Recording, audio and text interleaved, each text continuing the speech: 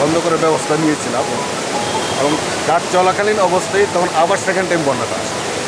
বন্যাটা এসে আমরা তাৎক্ষণিক যেটা করি জিও ব্যাগ সিনথেটিক ব্যাগ দিয়ে আমরা ফিল করি।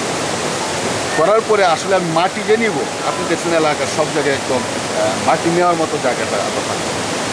তো এখন আবার গতকালকে সন্ধ্যার দিকে তখন আবার 1.5 মিটার মানে 5 মিনিট করতে পারি 1.5 মিটার। ফলে হলো যে কাজগুলা আমরা অনেকগুলো জায়গাতে কাজ করছি, এই কাজগুলো যেহেতু আমরা মাটি দিয়ে মানে স্ট্যাক বাড়াইতে পারি না, পরে আবার এটা ভেঙে যায়। তাই এখন যেটা আছে যে পানির লেভেলটা একটু কমলে করে আমরা তাৎক্ষণিকভাবে এটা করি। আরও কয় জায়গা ভঙ্গ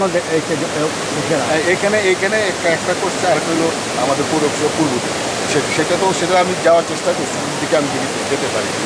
আপাতত এই দুটোই।